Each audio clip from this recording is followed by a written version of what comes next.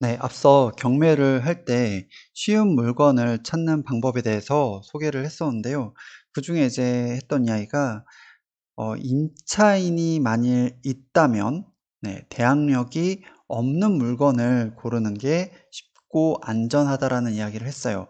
근데 사실 임차인이 없는 물건을 찾으면은 너무 풀이 적어지거든요. 그리고 임차인이 있다고 해서 다 어려운 것도 아니고요. 그래서 다시 한번 지난번에 얘기했던 부분을 살펴보고 그다음에 예시를 통해서 좀 더 이야기를 하려고 합니다. 일단 지난번에 얘기한 거는 임차인이 있는 경우에 대항력이 없는 경우 또는 대항력이 있는 경우 이렇게 두 개로 나눌 수 있다라고 했고요. 이 대항력이 없는 경우에 배당이 있으면은 명도가 이제 쉽다.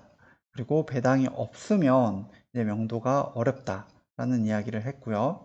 그리고 대항력이 있는 경우를 이제 주의를 해야 되는데 대항력이 있는 경우에 이제 배당이 있는 경우, 배당이 있는 경우는 이제 보증금보다 낙찰가가 높아야 된다고 했습니다. 그리고 배당금이 없는 경우에는 이제 보증금을 인수해야 된다고 했죠. 자, 이렇게만 보면 좀 어려울 수 있는데 제가 예시 하나를 갖고 왔어요. 그 부동산 스터디라는 카페에 올라와 있는 글 중에 하나인데요. 실거주용 아파트 경매에 관심 있는 초보분이란 분이 경매건을 하나 이제 올리셨어요. 여기 보면은 이제 임차인이 있고요.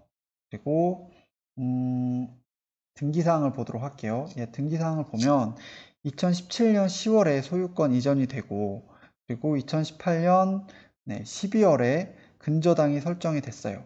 네. 그리고 어, 그리고 자, 임차인이 전입한 거는 2017년 11월 16일이고요. 확정일자도 같은 날 받으셨네요. 2017년 11월 16일. 그리고 그 다음 칸에 이제 배당 요구 여부가 있는데 배당 요구도 하셨어요. 2020년 2월 24일입니다. 다시 내려와서 그 질문의 요지는 이거예요. 제가 이 물건을 보고 있는데 문제가 없는 물건이냐. 네. 그래서 지금 최저 매각 가격이 3억이고 그리고 3억 5천으로 낙찰을 받는다고 하면 이제 인수되는 부분이 있겠냐. 이제 여기서 인수되는 부분이라고 하면 보증금이겠죠. 네. 참고로 보증금이 얼마인지 한번 볼까요? 보증금은 2억 3천만 원인 것 같습니다. 네. 매각 물건 명세서에도 2억 3천이라고 나오죠. 자, 그러면은 보증금이 2억 3천이 껴있는 물건이고요. 그리고 전입일이 전입일이 말소 기준 등기인 근저당보다 더 빠르죠. 2018년 12월 12일이 근저당인데 2017년 11월 16일이 전입 신고 날짜입니다. 자, 이런 상황에서 이제 답글을 보면은 한 분은 자기도 초보인데 확정일자가 11월 2017년이고 그리고 말소 기준일이 2018년이니까 임차인 보증금을 인수해야 할 것 같은데요 라고 되어 있어요. 그리고 점점점인데 그래서 좀 위험하지 않나요? 뭐 이런 의미일 수 있을 것 같아요. 그리고 그 다음에 답글 다신 분은 임차인이 배당 요구해서 1순위로 배당되기 때문에 크게 하자 없어 보인다 라고 하셨습니다. 두 개 다 맞는 이야기죠. 제가 정리한 거를 다시 한번 보도록 할게요. 자,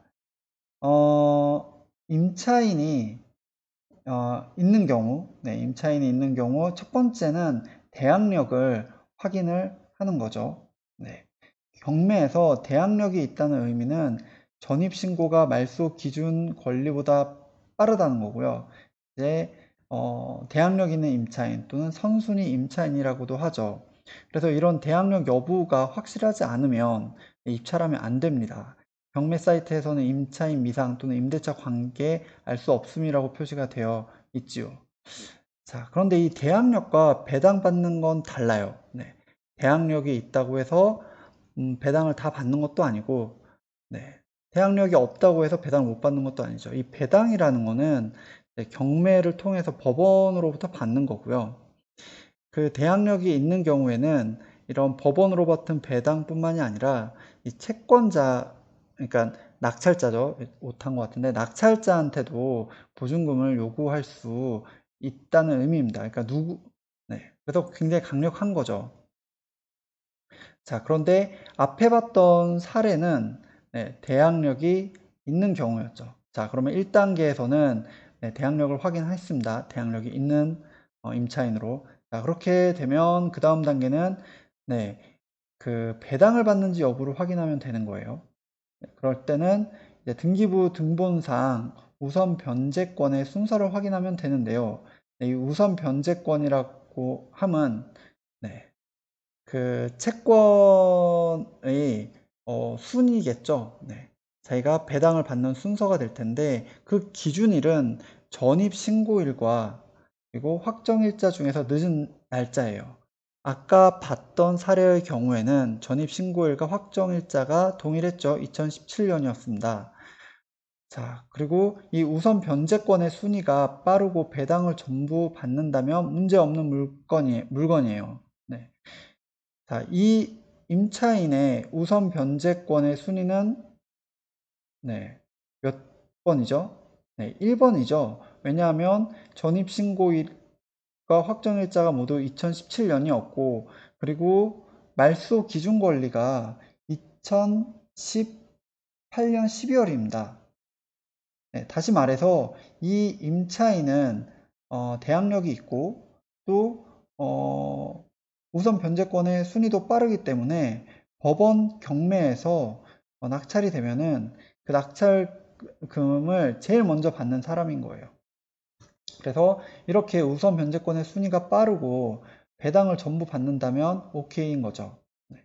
그리고 배당을 전부 받는지 확인을 해야 되는데 지금 보면 네, 보증금보다 감정가가 훨씬 높죠. 그리고 지금 입찰을 고려하고 있는 분 같은 경우에 감정가보다 또 높은 금액을 생각하고 있는 것 같고요. 네. 그래서 이런 경우에는 네, 문제없는 물건이라고 보면 되겠습니다. 참고로 만일 이 물건이 배당 요구를 하지 않은 물건이었다면 네, 임차인이 배당을 받지 않으니까 네, 낙찰자가 보증금을 인수를 해야 했겠죠. 네, 그러면 이제 위험한 물건이 될 수도 있었을 텐데 사실 이것도 위험하다고 볼 수는 없죠. 왜냐하면 그 낙찰가에서 보증금 낼 거를 감안하고 네, 그 낙찰가를 쓰면 되는 거니까요. 네, 어쨌든 그런 경우에도 해당되지 않는다. 네, 따라서 네, 이 물건은 제가 보기에는 크게 문제가 없는 물건으로 보입니다. 그리고 이 사례를 통해서 네, 임차인이 있는 경우에 경매에 물건에 대해서 한번 알아보는 시간을 가졌습니다.